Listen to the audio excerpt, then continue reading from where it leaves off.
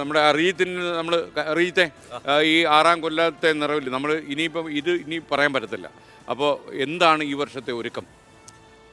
ആഘോഷത്തിന് അതെ, പിന്നെ അല്ല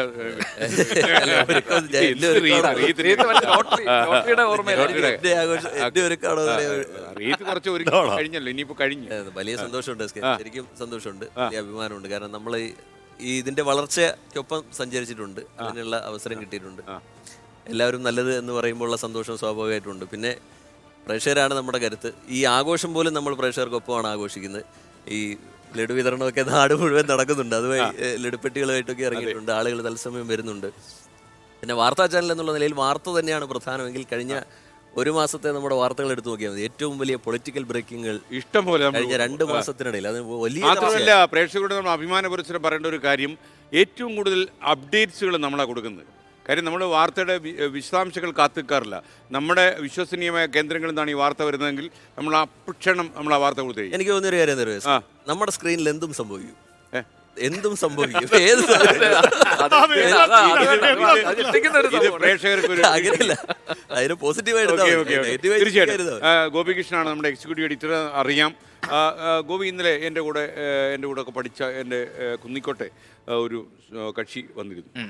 പി.എ. തങ്ങൾ എന്ന് പറഞ്ഞ പ്രശസ്തനായ ഒരു നിർമ്മാതാവ് മലയാള സിനിമയിലുണ്ടായിരുന്നു. അദ്ദേഹം ചേട്ടത്തി, മേയർ നായർ, ഇങ്ങനെയൊക്കെയുള്ള 2 സിനിമകൾ നമുക്ക് ഓർമ്മിപ്പിക്കാൻ വളരെ എളുപ്പമാണ്. വയലാറാവർമ്മ ഒരു സിനിമയിലേ അഭിനയിച്ചിട്ടുള്ളൂ. ആദിയിൽ വചനമുണ്ടായി എന്നൊരു പാട്ടുണ്ട്. ആ പാട്ട് ഈ ചേട്ടത്തി എന്നുള്ള സിനിമയിലാണ്.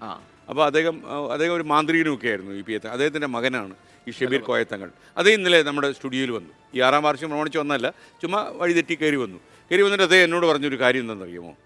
അദ്ദേഹത്തിന് എന്നെ നിശ്ചിതമായി വിമർശിക്കാനും വളരെ സന്തോഷത്തോടെ പെരുമാറാനും ഒക്കെ സ്വാതന്ത്ര്യമുള്ള ഒരു സഹപാഠിയാണ്. അപ്പോൾ ഷബീർ പറഞ്ഞത്, ഈ മത്സരം കടുക്കുന്നുണ്ടോ എന്ന് ചോദിച്ചു. കണ്ണുകളിലേക്ക് നോക്കിയിട്ട് പറഞ്ഞു. അപ്പോൾ ഞാൻ പറഞ്ഞു, പിന്നെ കടുക്കുകയല്ലേ, മത്സരം നന്നായിട്ട് കടുക്കുകയാണ്, കടുക്കുന്ന മത്സരത്തിൻ്റെ ക്ഷീണമായിപ്പോൾ ഈ കാണുന്നതെന്ന് പറഞ്ഞു. അപ്പോൾ പറഞ്ഞു, നിങ്ങൾ 24 ഉണ്ടാക്കിയ മാതൃകകൾ അനുകരിച്ചാൽ പോലും അവർക്ക് പൂർണ്ണമായിട്ട് ഉൾക്കൊള്ളാൻ പറ്റത്തില്ല. അതുകൊണ്ട് നിങ്ങൾക്ക് ഇതിനകത്ത് യാതൊരു രീതിയിലുള്ള ആത്മവിശ്വാസക്കുറവിൻ്റെ ആവശ്യമില്ല. നിങ്ങൾ മുന്നോട്ട് പോവുക, അനുകർത്താക്കൾ പിന്നാലെ ഉണ്ടാവും എപ്പോഴും. അപ്പോൾ ഗോപി ഒരു വാർത്താ മേധാവി എന്നുള്ള നിലയിൽ ഷബീറിൻ്റെ വാക്കുകളെ എങ്ങനെയാണ് കാണുന്നത്? അല്ല എസ് കെ, ഞാൻ ഈ ഗാനഗന്ധർവൻ കെ.ജെ. യേശുദാസിനെ കുറിച്ച് പറയുന്ന ഒരു കാര്യമുണ്ട്. അപ്പോൾ അദ്ദേഹത്തെ പോലെ പാടുന്ന ഒരുപാട് പേരുണ്ട്, യേശുദാസിന്റെ ശബ്ദമുള്ള, ദാസേട്ടനെ പോലെ പാടുന്ന. പക്ഷെ അപ്പോൾ യേശുദാസ് ഒരു അഭിമുഖത്തിൽ പറഞ്ഞു, പക്ഷെ അതുകൊണ്ട് കാര്യമില്ല, ഒറിജിനൽ അല്ലേ വില, ഒറിജിനൽ ആണല്ലോ വില, അപ്പോൾ ഡ്യൂപ്ലിക്കേറ്റിന് സ്കോപ്പ് ഇല്ല. അപ്പോൾ എന്നായാലും ഒറിജിനൽ എന്ന് പറയുന്ന ബ്രാൻഡ് അതവിടെ നിലനിൽക്കും, അത് ആളുകൾ തിരിച്ചറിയും. ഒരുപക്ഷെ ആദ്യം ചിലപ്പോൾ ചില തിളക്കമൊക്കെ കണ്ട് ചില കൺഫ്യൂഷൻസ് ഒക്കെ ആളുകൾക്കുണ്ട്, പക്ഷെ അവസാനം ഒറിജിനൽ ഏതാണെന്നുള്ളത് തിരിച്ചറിയും. ഇപ്പോൾ നമ്മൾ എന്താണ് ദൃശ്യമാധ്യമ രംഗത്ത് കഴിഞ്ഞ 6 വർഷം കൊണ്ട് നമ്മൾ വരുത്തിയിട്ടുള്ള മാറ്റങ്ങൾ എന്നത് വെറുതെ നമ്മൾ എവിടെയെങ്കിലും എഴുതി വെക്കുകയല്ല, പരസ്യവാചകമല്ല, പ്രേക്ഷകർക്ക് നേരിട്ട് ബോധ്യപ്പെട്ടിട്ടുള്ള കാര്യമാണ്. അതുകൊണ്ടാണ് നമുക്ക് അനുകർത്താക്കൾ ഉണ്ടായത്.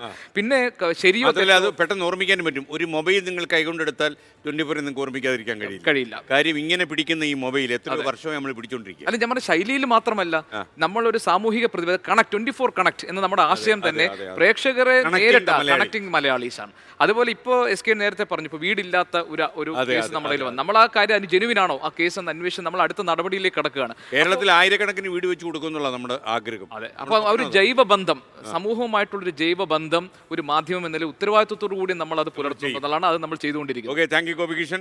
Vijayakumar, you are an anchor now. വിജയനോട് ഞാൻ ചോദിക്കുന്നില്ല. പ്രിയതലക്ഷ്മി, അപ്പോൾ എത്ര കൊല്ലമായി ഇവിടെ? 6 കൊല്ലം കഴിഞ്ഞു. ഇനിയിപ്പോൾ എത്ര കൊല്ലം കഴിയാൻ സാധ്യതയുണ്ട്? അതറിയില്ല. എന്ത് സംഭവിക്കാം? അപ്പോൾ എന്തും സ്ക്രീനിൽ സംഭവിക്കാം അല്ലേ? അപ്പോൾ ഈ 6 കൊല്ലത്തിനിടയിൽ തോന്നിയ സന്തോഷം എന്താ? 6 കൊല്ലത്തിനിടയിൽ ജീവിതത്തിൽ ഒരുപാട് മാറ്റം വന്നു. ഇപ്പം പ്രൊഫഷണൽ ലൈഫിലാണ്. ഞാൻ മുൻപ് ഇത് പറഞ്ഞിട്ടുള്ള, ഞാൻ ഇവിടെ അധികാരം ഉണ്ടാവും വിചാരിച്ചിട്ട് വന്ന ആളല്ല. വന്ന് 1 വർഷമൊക്കെ നിന്ന് പോവാം, 1 വർഷമൊക്കെ നിന്നിട്ട് പോവാമെന്ന് വിചാരിച്ചിട്ട് വന്നതാണ്.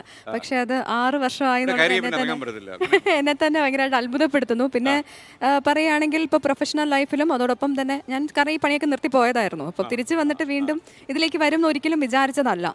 അത് ഒരു വലിയ അവസരം മാത്രമല്ല, 24 ഒരുപാട് പുതുമ കൊണ്ടുവന്ന ഒരു ചാനലാണ്. അത് പ്രേക്ഷകർക്ക് അറിയാം. അതോടൊപ്പം തന്നെ ഇപ്പം നമുക്ക് ആങ്കേഴ്സിനെ പറ്റി പറയുമ്പോൾ അവസരം ലഭിക്കാത്ത ഒരാളും ഉണ്ടെന്ന് എനിക്ക് തോന്നുന്നില്ല. അത്രയധികം പുതിയ കുട്ടികൾ ഉൾപ്പെടെ നമ്മൾ ഇൻക്ലൂസീവ് ആയിട്ടാണ് ഇവിടുത്തെ കാര്യങ്ങൾ നടക്കുന്നത്. Thank you Priyadalakshmi. പ്രേക്ഷകർക്ക് ധൈര്യമായിട്ട് ഒരു കാര്യം വിശ്വസിക്കാം, നമ്മുടെ ഈ പ്രതിഭകൾ തമ്മിൽ കൂടിച്ചേരുന്ന സംഗമ സ്ഥലങ്ങളിലൊക്കെ തന്നെ കുശുമ്പ് കുന്നായ്മ അസൂയൊക്കെ വരാം. ചിലപ്പം വ്യക്തി ഈഗോ ക്ലാഷുകൾ ഇങ്ങനെ അതൊക്കെ വരും. അതൊക്കെ പരമാവധി ഇല്ലാതാക്കാനുള്ള ശ്രമം എപ്പോഴും യൂട്യൂബറിൻ്റെ ഭാഗത്തുണ്ട്. കാര്യം പ്രേക്ഷകർ നമ്മളെ ഏൽപ്പിച്ചിട്ടുള്ള ഒരു ഉത്തരവാദിത്വവും കരുത്തുമുണ്ട്. അപ്പോൾ അത് പൂർണ്ണമായി ഉൾക്കൊണ്ട് മുന്നോട്ട് പോകും.